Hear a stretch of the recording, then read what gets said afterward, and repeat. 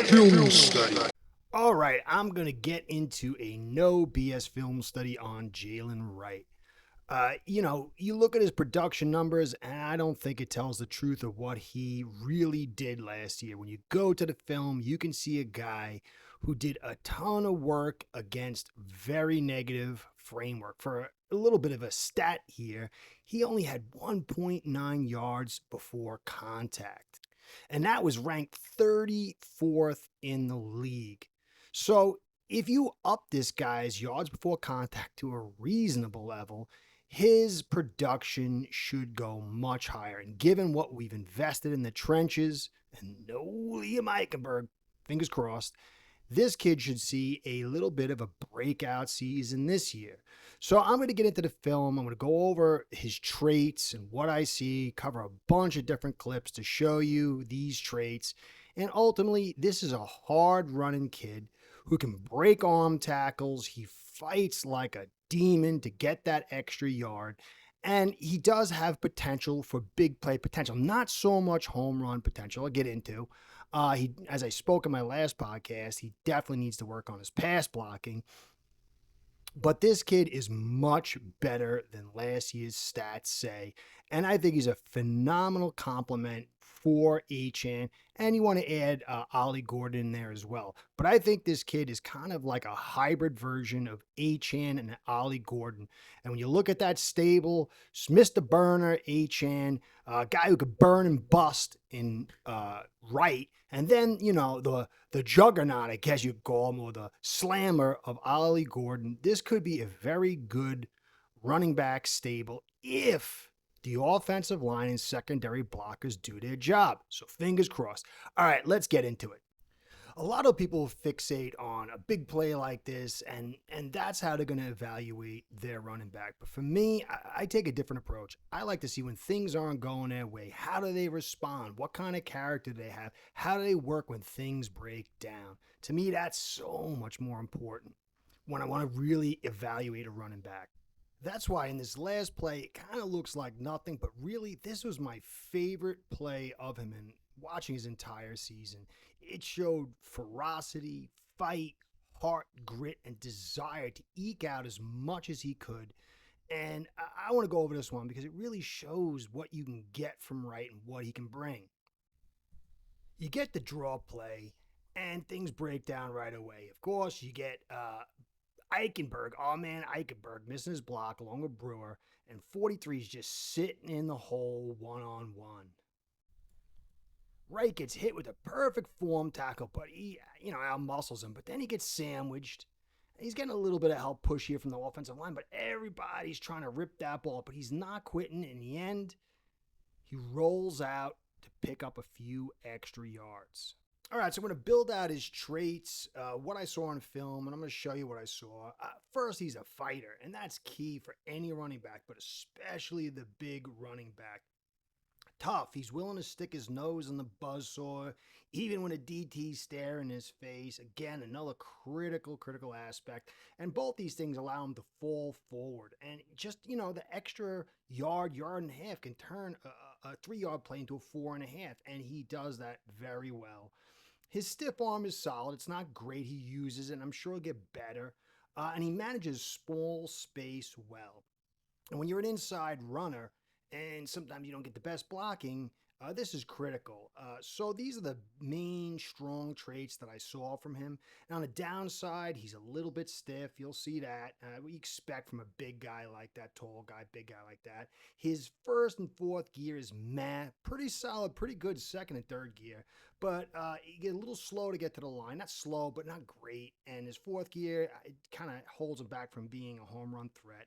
And then obviously I showed in the last podcast, I'm not going to do here, his pass pro is definitely something he needs to work on. All right, here he is on an outside run. Nice little move inside. Good vision. The broken tackle right there. Picks up an extra 4 or 5. Takes it to the C gap. Has to bend it back inside. Breaks that leg tackle. Rolls forward again and picks up another 3 or 4. So you can see the consistency here of what he's bringing to the table. Here's another one. Outside run. Kind of runs into some stuff, bangs into his own guy a little bit, but then he does the spin, and he picks up another 3 or 4. Outside run off the edge. Nice blocking. Breaks that arm tackle, the DB. They're not going to stop him with that. Just takes it for a few extra. Again, rolls forward for another 3 or 4. Outside run, some space. He's able to break the tackle there and pick up another 3 or 4. And then fights his way for another 1 or 2.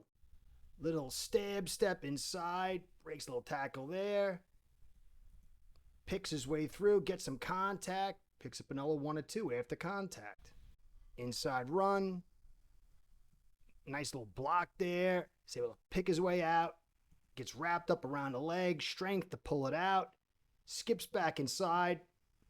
Picked up another 2 or 3 after contact. So decent agility for a big guy. And the fact that he can break these side tackles, these arm tackles, it really goes a long way for him churning out those yards. And punishing, it doesn't feel good when your arm smashes into a guy 220 pounds with his legs driving and you get hit. And this stuff will wear on a defense. Now, I like the counter here. I wish we would do some more of that. Nice little counter back inside. Good block. Well, one of them. Another one drops the guy, but not a great block. Able to peel it back, puts his shoulder down, and rides him for another 3 or 4. He's not Earl Campbell or Larry Zonka by any stretch of imagination, but every extra yards gets the offense just a little bit closer to that first down and a little bit closer to the end zone. Just imagine if he had better blocking. Speaking of what it would look like with better blocking, let's take a look at this. Inside run, sees play side dead, bounces it back with a decent stab step, hits the hole, puts the accelerator on. Not huge, but you can see right here how his fourth gear kind of dies a little bit, but a nice run with just a little space. That yards before contact is massive. Again, you can see here, there's a hole, spoils it, but a little run, bouncing it, picks his way through. You can see, I'm going to show you go back here, and it's a nice run. Aside from the hold, you can see here when he bounces back, you see how he's just a little bit stiff, but for a big guy, it's pretty darn good. But that's, one of the downsides. He's not super elite agile. Nice little stab set, bounces it back inside, some good blocking, not getting it with those reach grabs, able to bend it back, but you can see the legs get a little loose as he makes that cut. And then he's got some decent speed in that third gear, but the fourth gear is not top end. Another one inside here, picks his way through. Another broken tackle. Again, nice second and third. Fourth gear is not there, but that's a really good run. Take a look here. You see a little space, a little stutter step inside. There's a scrum. He pops his way out. Decent third gear, but that fourth gear is not there. But you want this guy to do that kind of stuff. You want chunk yards from him, punishing chunk yards, and he can offer that. He can punish you and then get the chunk yards when you block right. Another run in here, little burst through, gets hit, about the 38, rolls off it, picks up another 7 or 8 on that spin. And this is what I'm talking about. When he gets that deep into that second level, these little guys, they're going to have a hard time tackling him, and it's going to make them feel not so bueno. All right, last part before I pull it all together to show you that this guy, he's not Barry Sanders, but for a big guy, he does have some stuff. You see the cut back here, peels back inside, picks up 8 after a broken play side play. That's not terrible. He just can't stop too long. That's the problem. But not for a big guy. And again, you can see here, things break down on the edge. He doesn't have to fully stop, has his speed and agility to burst it out and pick up a nice gain when things could have got ugly. But he's big and he's got enough speed, like right here. That's a small hole to burst through. And for a big guy who's that physical, to have that level of burst, this guy is way better than people, I think, are giving him credit for. So I'm going to take a look at this last one here. You can see, he doesn't have the 90-degree angle cut back for like the zone stretch. He can't really fully attack the entire play in a zone stretch because of his lack of agility. You can see here he falls a little bit. Maybe it's the turf, but man, you can't ask much more for a guy you picked up in the 4th round. So pulling all together, this guy's a fighter. He's tough. Hit 1.9 yards before contact, which is small. When this guy gets a little bit of hole, a little bit of breathing room, he could do damage. You could see it over and over again. So I just don't understand why fans aren't high on him.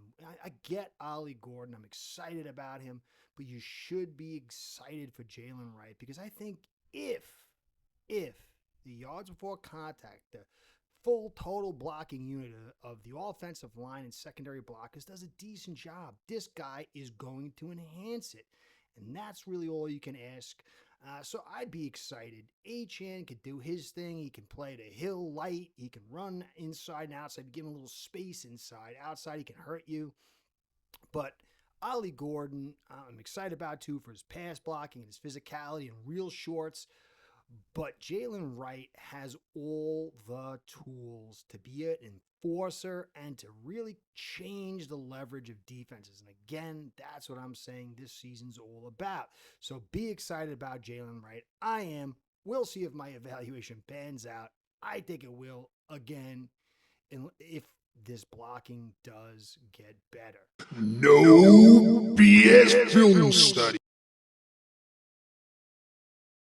Start building your own online sportsbook today by getting signed up with aceperhead.com service that'll allow you to book action on sports from all around the world.